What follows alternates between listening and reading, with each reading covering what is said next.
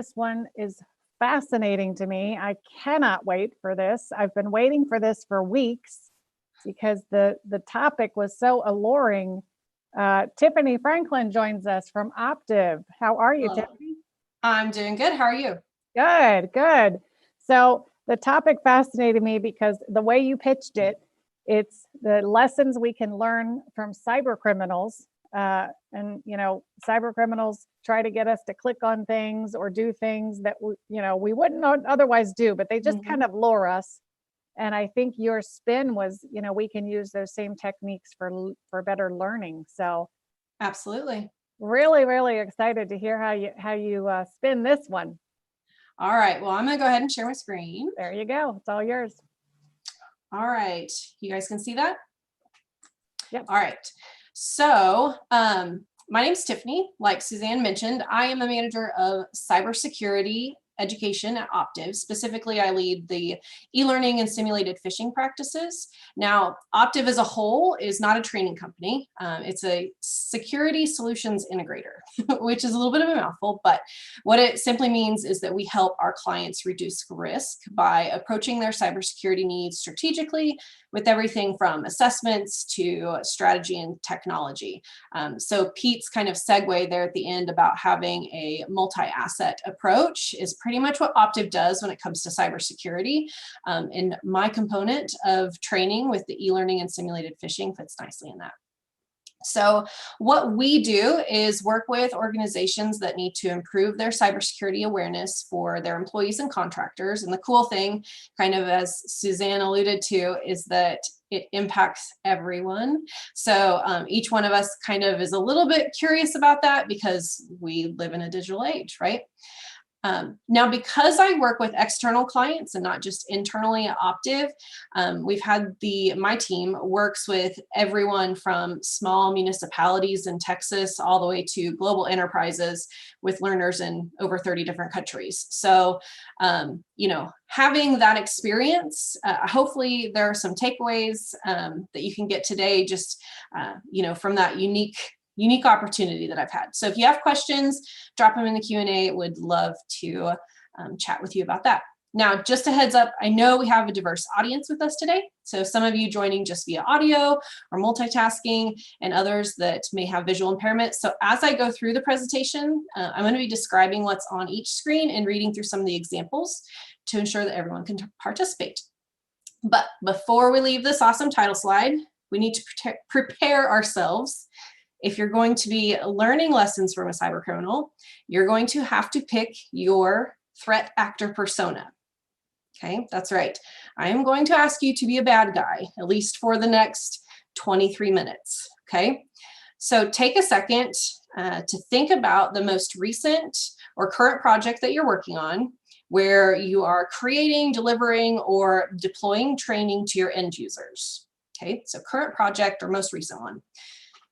Have it in your head, even write it down. If you're taking notes, type it on a sticky note on your desktop, keep that in mind, all right? We'll go to the next slide. On this slide, there are 4 different categorizations of threat actors and then 4 different phishing boats. So let's take a moment to figure out which type of threat actor you are. Like Ryan said this morning in the opening session, just because it's uncomfortable doesn't mean that it's bad, all right? So are you instilling fear or intimidation through your training? Now that can seem harsh, but are there punitive consequences for your end users that don't complete training? This may mean that you're a cyber terrorist for today. Are you simply doing as directed by management without question? That would put you in the state-sponsored actor category. Do you feel compelled by some social, political, or economic cause to have people take your training? This would mean you're hacktivists. Or have you made it a personal goal to design, deliver, or deploy this training? That individual drive would make you a cyber criminal. Now, the term cyber criminal is also used as a generalized term for threat actors. So if you're not sure where you fit, you can be a cyber criminal for today. I think this type of reflection is important because as learning and development professionals, we have a lot of influence in our organization or other organizations, kind of like what my team does. because our work and our decisions about training are consumed by a substantial portion of our organization, if not the entire organization, okay? So being able to reflect on that, what type of threat actor are we? Now, why the boats, right? Well, we're going fishing. Now, phishing, you ask, probably not the fishing that you're thinking of. Phishing, spelled with a PH instead of an F, is a tactic used by cybercriminals. And if we can take a quick moment for a poll question, I am curious, have you ever taken formalized training on phishing? Yes or no? I'll give you a few seconds to answer that. Have you ever taken formalized training on phishing? All right, so close to 2/3 have, and a third of you have not. Very interesting. Thank you for participating in that. So targets of cyber criminals are sent emails that are crafted to appear as legitimate communications, with the goal, as Suzanne mentioned, of luring individuals into providing sensitive data either about themselves or the organization they work for. Now, that doesn't necessarily have to mean typing or speaking that sensitive information.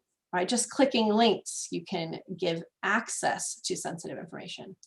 Now, cyber criminals are so good at this that nearly a third of the successful data breaches that we see in the world globally involve phishing. And that's probably why an estimated 3.4 billion phishing emails were sent every day during 2019. There are a lot of statistics about phishing out there in kind of preparing for this presentation. 1 in 100 emails is an example of a statistic, that 67% of US companies fell victim to a phishing attack in 2019. So it's very prevalent. Now, why are these phishing emails so successful? Why are cyber criminals using them so frequently? Well, the phishing emails that they craft prey on human emotion and the urge to act through written word. All right, I'm gonna say that again. Phishing emails prey on human emotion and the urge to act through written words. And since phishing is so ubiquitous in our work environments, it's a constant threat, or using email is. Even as training for employees and end users has improved, so has the tactics of the threat actors that are crafting and deploying these phishing emails. And this is why I have job security, because it is ever evolving. Now, their ability to create authentic looking emails with believable logos, letterheads, wording, and topics of interest to target audiences continues to fool even the most security savvy users into opening attachments, clicking on links, or even replying to the cyber criminals themselves. So this leaves me with one question. Are you a cyber criminal? Better yet, are you an effective cyber criminal? Excuse me. Are your training initiatives leveraging human emotion and creating a sense of urgency to act or change behavior? Are you disguising your mundane, rudimentary required trainings or compliance training topics so that even your most reluctant learners take something away from them? Now, while I don't condone illegal, malicious, destructive acts of cyber criminals, I think as learning and development professionals, we could learn a few lessons from them. Now on the screen, I have a variety of phishing lures and then 2 examples of phishing emails. If you need, go ahead and move my speaker window over to the side so you can see those phishing examples. Excuse me. We are going to talk about appealing to emotion. The idea that emotions have the power to influence judgment and in turn behavior is something that we've known for centuries.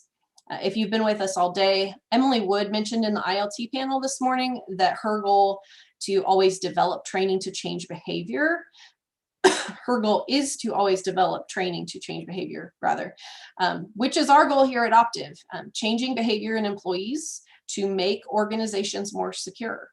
She mentioned Kathy Moore is a great resource, and I would totally agree with that. Okay, so back to being evil. Let's look at the phishing email on the top. I'm going to read through this very quickly. Addressed to all employees, the subject line, lost ring.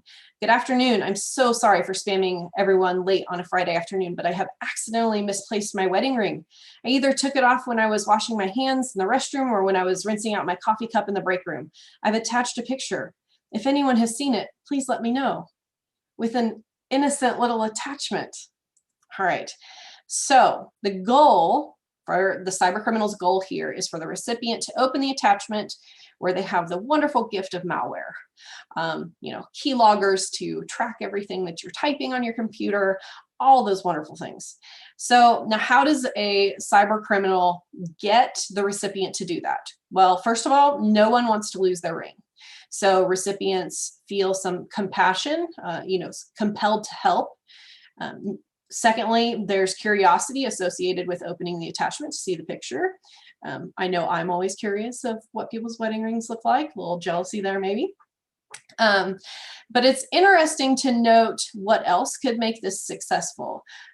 Number one, it's not an elaborate message. We talked about earlier today, long, lengthy 90-minute trainings.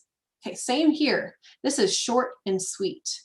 Doesn't give the recipient a ton of time to dissect and pick out pieces that may be, suspicious, that may look a little bit malicious. Short, sweet, to the point. It was also sent on a Friday afternoon. In this case, it makes it less likely that it's going to be reported and addressed by IT or internal support before its purpose is fulfilled. All right. So think about that training initiative that you wrote down a little bit earlier.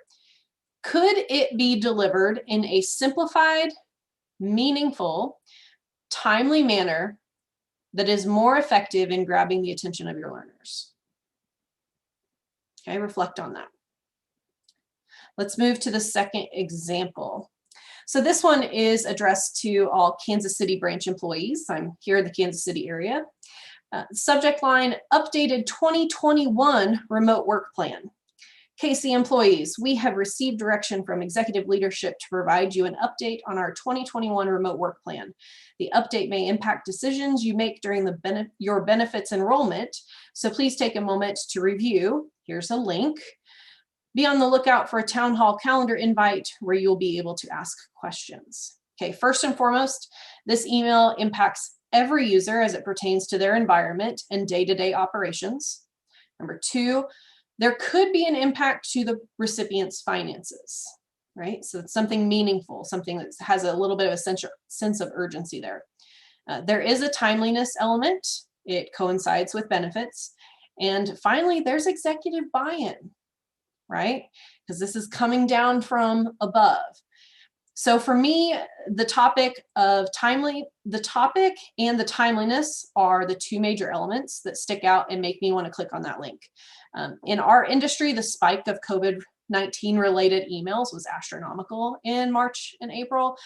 Some of the technology vendors that we work with that have email filtering. So they set rules where emails that are very suspicious or from known threat actors, state actors and whatnot are blocked or captured. Their statistics show over a 600% increase in that time period of March to April. And that was for all COVID-19 related things. So work from home, online school, benefit updates, etc. Now, why did cybercriminals pick that topic and really drive it home in a lot of their attacks? Because there's a ton of emotion wrapped up in COVID-19 and it lures people in.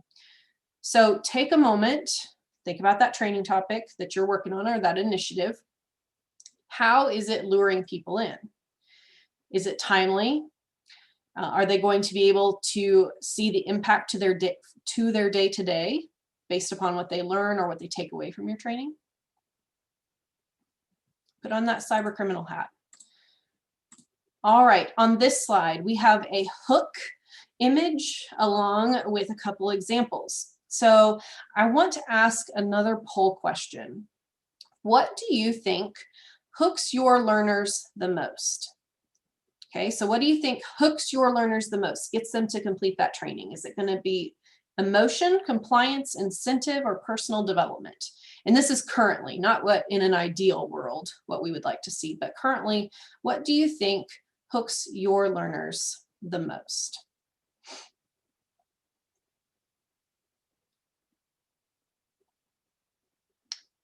Oh, wow. Look at that. We are very much across the board. Very interesting. All right. So in cybersecurity, a lot of the things that we do are compliance related. But what my team tries to do is create that what's in it for me. What can I take from this training and talk to my grandma about tonight to make sure that she doesn't have her identity stolen?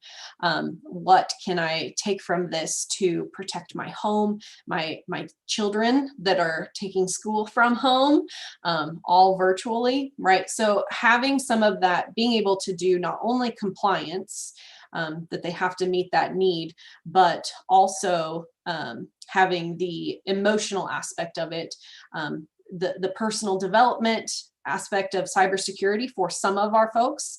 If we get into our more technical topics, we do see, but that's very interesting to see you guys rate that across the board pretty evenly.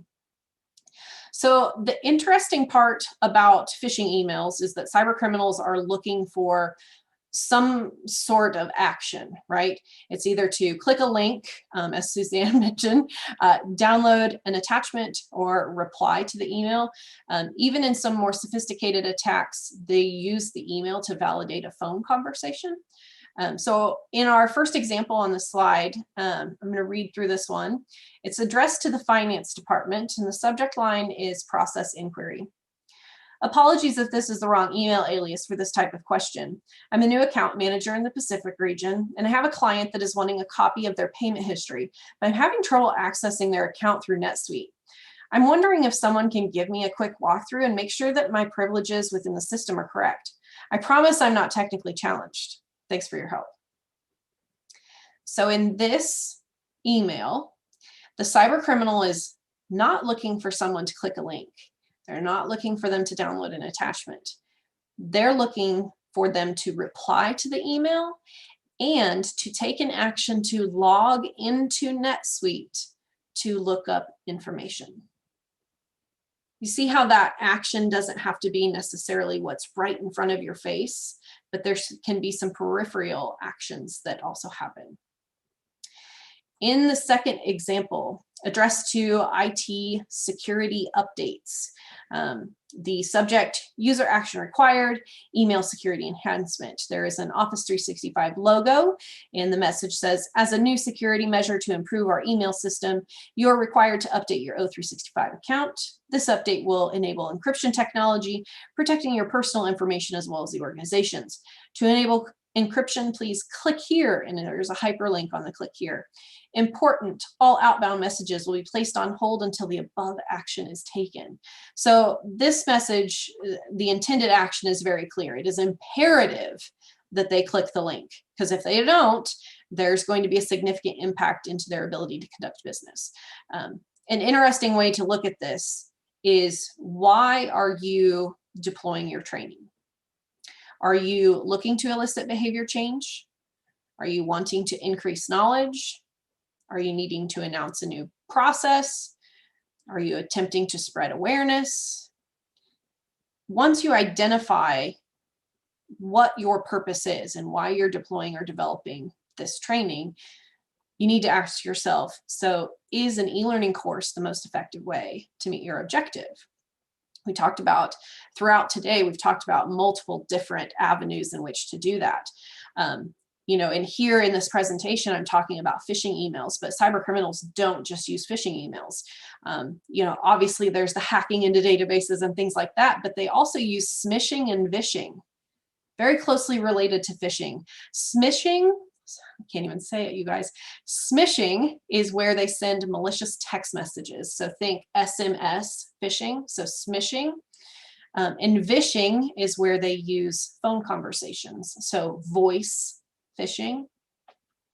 Now these, they also create mobile apps and do social engineering, making their way into office buildings and server rooms and all that kind of stuff.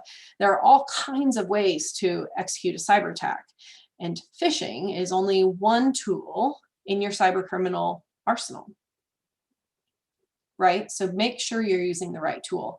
Now, again, not actual phishing. I'm not trying to get a phone call from somebody. All right, so let's move on before I get myself in trouble. Last but not least, I want to talk about your audience. Now, many of you have a global audience, or you're looking to expand in that direction, perhaps. On this slide, we have a fisherman in a small boat in what appears to be the ocean, because in addition to the schools of fish, there's a shark and there's a whale. So we have a couple more examples to review here. The first one, a new era of e-learning conference attendees. That's who this email is addressed to. The subject line, please add me to your professional network. And you may recognize that guy. That's Matt Patterson in that social media network connection email. That would be, it kind of replicates a LinkedIn, but not exactly. The second one is addressed to the training team. Subject line, confused about SCORM and XAPI. Implementing the e-learning standards is hard work and we understand the complexities better than anyone. Join our webinar series on sketching out SCORM and painting a picture with XAPI, where we will cover many of the basic questions we hear about SCORM and XAPI in and day out. Can't make it to the webinars? Check out our free resources and follow us on social with each one of the little links to the different social platforms. A few years ago, when we talked about phishing, we were talking about what we would say spray and pray, spam messages that are sent to countless email addresses at the same time. You probably remember your long lost uncle that needed money for food, right? Or that forgotten inheritance that you needed to pay to redeem. Those were what we were talking about back then. Now, as education about cyber attacks and how to prevent them, and has spread and grown, the likelihood that those emails are being successful has kind of gone out the window. I'm still talking to my grandma about fixing and making sure she's not clicking those, but she's getting better at it. Now, what we see now, especially in the business world, are spearfishing attacks. And this means that a message is sent to a group of people or individuals crafted just for them. You can see that in those two examples that we just went over. If you're a valuable target to cyber attackers, they're going to take the time to craft a malicious message just for you. So this can include reconnaissance across social media networks such as Facebook, Twitter, and LinkedIn, tracing email addresses in an effort to find online accounts of interest, scanning groups and public profiles to piece together pictures of their interests, personal connections, tons.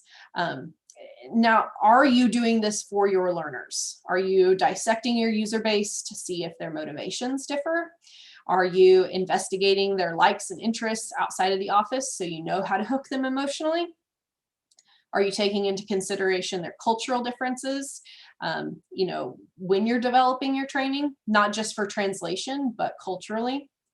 So before we jump into the wrap up, got about 3 minutes left, and some questions, which I hope you have. I wanted to see if anyone knew why there was a whale in this picture. And if you do, go ahead and drop that into the chat. And we'll see if anyone knows what that is. Let me pull up my chat to see.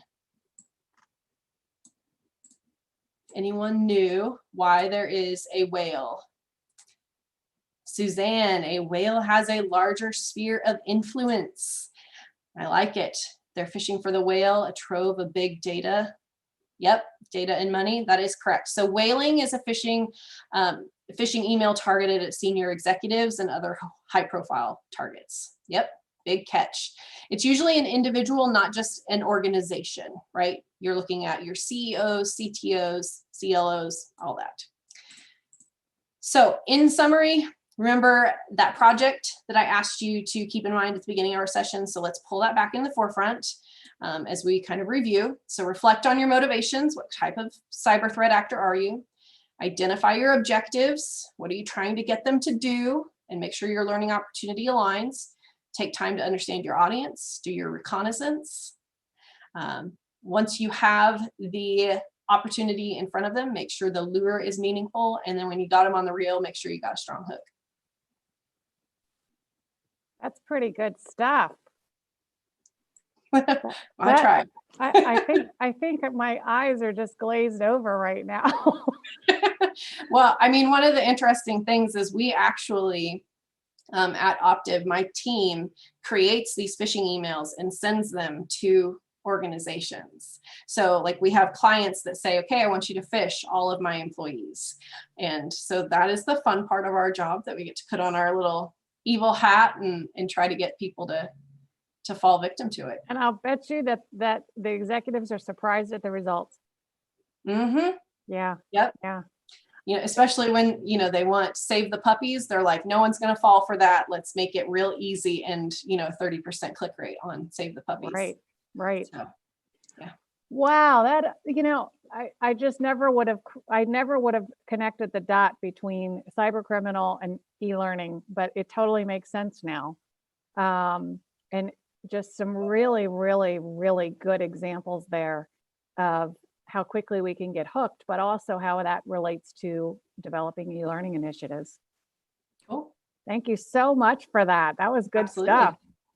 We're going to move you over to the after party now. So if you'd like to join Tiffany in the after party,